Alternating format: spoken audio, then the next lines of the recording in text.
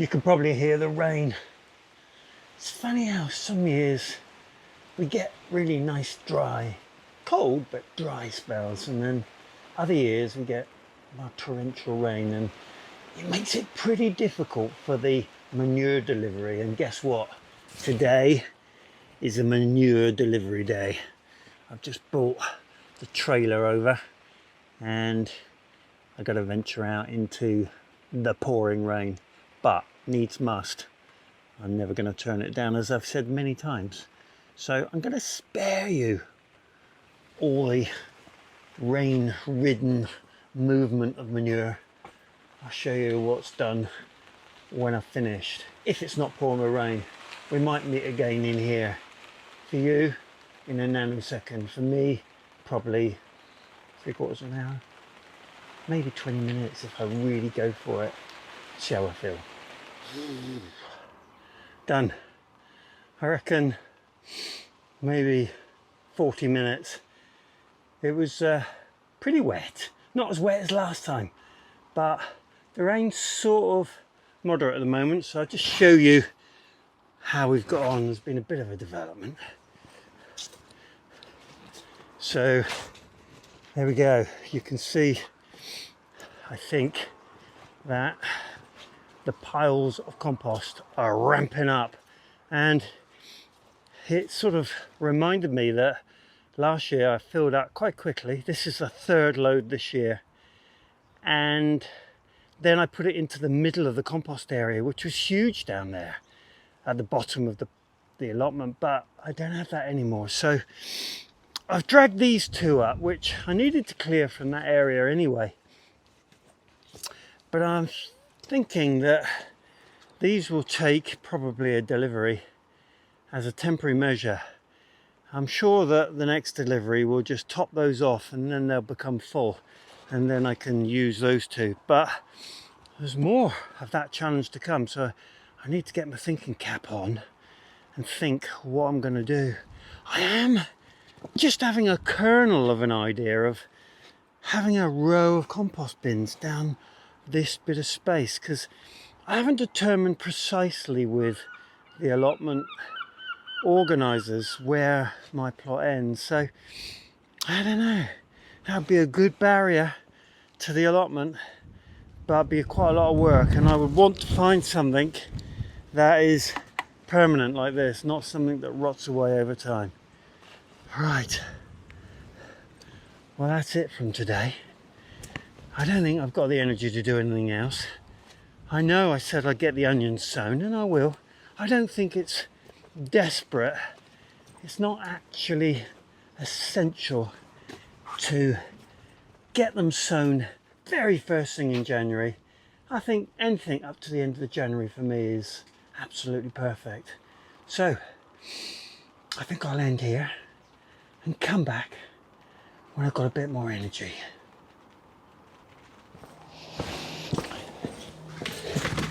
Well, it stopped raining for about 10 minutes, so that was it. I made the decision. I'm out of there and coming over here to do a few of the jobs that are outstanding. And what I'm really focused on today is getting some of this soil out and getting it over to this side of the polytunnel, getting that layer of compost in the bottom of my carrot bed. And then when I've got that all back together, I'm thinking I can start to sow some seeds. And of course, this time of year it's onions, and I'm going to sow a couple of peppers. And last year I made the decision that I would sow everything in the polytunnel, nothing on the windowsill. Where am I going to put this? Just there. And I decided that peppers were just too much of a risk. They're unlikely to germinate. And my buddy over at the Grapevine Allotment said he successfully grew King of the North, which is a pepper I've grown many times, and he grew that outside. So I'm going to give that a go. There's nothing to lose. I've got about 5, 6, maybe 7 or 8 seeds left in a packet. So I'm going to sow that in some fine compost and just put it down in here when I finish this job, and give it a couple of layers, probably one of these cloches and then some cloche over the top. So keep as much warmth in as I can, or at least keep the cold out. So the plan here is to take out some of this really well spent topsoil, which I've had in here for a long time. Topped it up before, but basically there's no nutrients in, and that's exactly what I want for the carrots, to make them grow down and not branch out. So I'm going to take out as much as I can and just dump it over here, and then get a fairly thin layer of compost in. So I'll show you what it looks like at the moment. So there we are. It's reasonably dusty, fairly fine. I took the stones and anything out of it that I could when I put it in here, and this area of soil is open, so it doesn't have this membrane on it underneath. It just open to the ground, and that of course is good news because of drainage, but it does mean that if I get any couch grass growing in, it can grow up and into the soil, and I'm sure when I go down into this I'm going to find that there is a bit in there, so it's a good occasion to take that out as well. And then straight on to this, which is pretty similar, but I've probably fed it from time to time. It's certainly not nutrient rich, but it's probably a little bit more rich than that. And anyway, I'm going to mix it up and get that layer of good compost right down low. Let's see how I get on.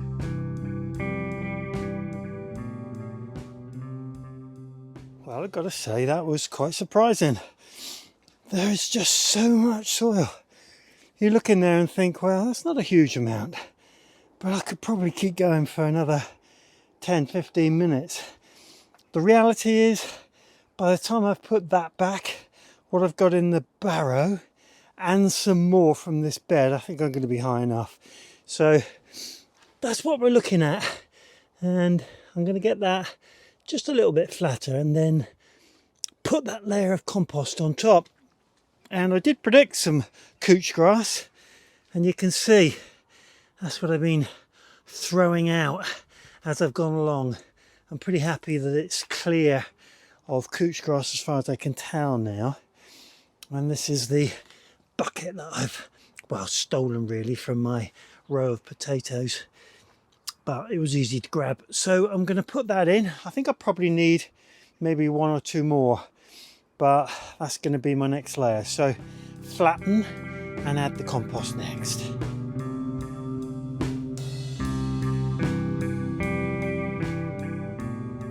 Right, let's just flatten that off and see what depth we've got.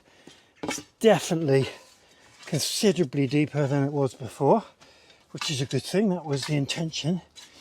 And the quality of the soil off of that bed that I've been emptying is very, very similar now to what was in here. So yeah, that's looking good. And I'll just put a stake in here and see what potential depth I've got. If I did this again in a year or so's time, I'm pretty sure I'd fill it. Maybe use the other side of that bed. I'm just taking the top off, and I took about, I guess, 3 or 4 inches, that's all. A bit surprising on a fairly big area how much soil that is. Right, I'll take this, which is, I'd say this is 18 inches. There we are, very easily 18 inches. So carrots this year, good times. Right, well, I'm going to put these trays, which are now at a really nice height, back in, just while I work out what I'm going to do with the onions. There you go. And I can still cover this area over without any problem at all. So there we go, that's how they sit in there. I've got quite a lot of soil on the floor here, which I'll sweep up in due course. Right, let's get these back on. And now I can do some onions. Well, it's getting pretty dark in here. Hope you can still see clearly enough. I'm going to set up my sort of sowing configuration over here, which I'm happy to show you. It's very simple, but I always find it's effective. So I just clear myself a bit of space. And I'm going to use this little area here just for putting my compost on as I work with it. So I'm going to have to push this back a bit, I think. Got a bit of space. Excuse the interruption there. I'm definitely going down with something. So just need to make good use of my time while I am over here. Right, let's get one of these over. And these come in a couple of styles, these trays. I recommend one without all this fancy hold your label area and everything like that, because you just don't need it. Right, I'm going to use a riddle or a sieve for this purpose. And let's have a look at what I've got to sow. Right, just a few things. So there's the King of the North sweet bell pepper, 2, 4, 6, any over the back? Yep, 7 seeds. So I'm probably just going to put those in a small tray because they're going to be slow, and I will prick those out and pop them on when it comes to it. Get myself a little cover to go over the top.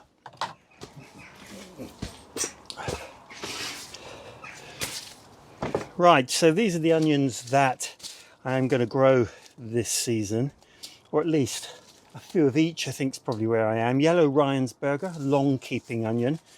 Globo, which is my favourite onion, but definitely not listed as a long keeping onion. Both those from real seeds. I've got a few Ailsa Craig left over and some Bedfordshire Champions. And I'm also going to grow, of course, Zebrune, the shallot, which is absolutely fantastic. And what I've done today is brought a couple of onions over from my garage. So Globo, which is a, well, I would say a mild onion, but it's fantastic. And it's not a long keeping onion, as I said, but that is as firm as the day I took it out of the ground. Of course, not quite, but it's certainly firm enough to continue to store and use whenever I want. So I really don't think you can beat Globo. And Zebrune, absolutely the same, and what a fantastic size shallot. So I was in one of those, well, German supermarkets this morning, and they had some shallots, and they were, well, I reckon the whole packet of 6 didn't come to the volume of that one. So fantastic onions. So I need to just work out what quantities I'm going to grow and how I'm going to grow, and I'll show you what I'm going to do. So container wise, I'm going to use container wise, and these are my favourite containers, trays, root trainers for growing anything really. It just means that you get a longer growth of any seedling because it's that much deeper, and when you come to take it out, you just push out the bottom and you've got a plug which is perfect for potting on or planting out. Absolutely amazing, and rigid as anything, will last an absolute lifetime. Gone are the days when I will buy anything that is flimsy anymore. These are a bit of an investment, but I'm convinced you get your money back. And they do a smaller size. I think these were given to me by Danny to try, but as you can see, there's not quite as much depth, but you've got a bit more width. So depending on what you're growing, you pays your money, you takes your choice. So what I'm going to do now is just put the sieve over the top and sieve into these. So this year, rather than sow into trays and then prick out, I'm going to take the time and trouble to put just 2 seeds in each one of these. And that is a long job, and you might say, well, couldn't spend the time doing all that. But to be honest with you, it completely cuts out the need to just break out a tray of seedlings and individually pot them up, which takes, I'm convinced, takes longer than just dropping a couple of seeds in something that it can live in a lot longer. And the method here is to sow into here and the next time I transplant these, they'll be going straight into the ground rather than into another tray or pot. So that's the plan. I'm going to riddle some compost straight on top of it, and I just want it to be as fine as possible, given that it's going to stay in there all the time. Anything that doesn't go through the sieve goes onto the bed behind me, and that just adds a bit of nutrients. So this is a bit of a long and fussy job, so I'll speed this up. Okay, there we go. One full tray of Globo. I'm going to sow those next, and a full tray because they're my favourite. That's 40 onions. And then I'm going to do 3 rows of Bedfordshire, 2 rows of Ailsa Craig, and 3 rows of Rheinsberger. And my method, what we're going to do first, let's do Globo. So my method is just a small indentation with my finger, literally that, in every one of these holes, and then a careful sowing of 2. And there's a risk with 2. Both might not come up, or on the other hand, both might come up. And if 2 come up, I just clip the weakest one. That'll kill it off, in my experience, if you clip it low enough. And if I don't get any, then I shall pull one carefully and transplant it into a blank station.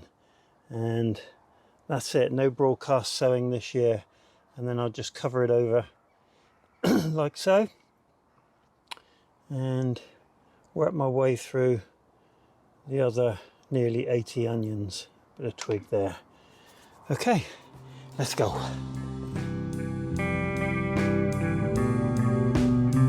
So there we are. I changed my mind halfway through because my packet of Ailsa Craig only had 2 seeds in it, so no Ailsa Craig this year, but that's fine.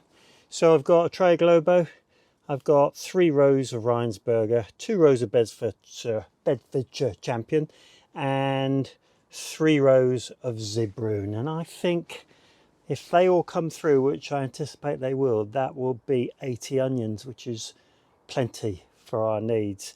And so this year it's about focusing on their careful nurturing rather than the sort of mass approach. So hopefully that'll work out with less space, and getting veg that are well grown is probably my main objective. Okay, so watering's going to be interesting with these. I haven't got a real great recommendation. I will give these a light watering just to get some moisture in the soil, and then probably nothing else for a fair old time, probably until I can see them germinated and starting to grow, because what you don't want in these cold temperatures is for them to freeze inside the tray. Okay, that just leaves me to pop some soil in here. I'll move these over to the carrot bed and cover them up ready.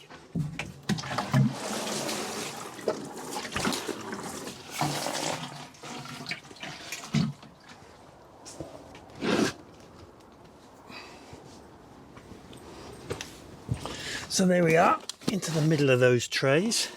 Just put that one over to the side a little bit, and then I'll take one of these cloches, which people ask me where I got these from. These were actually from B&Q many years ago. I don't know whether they still do them.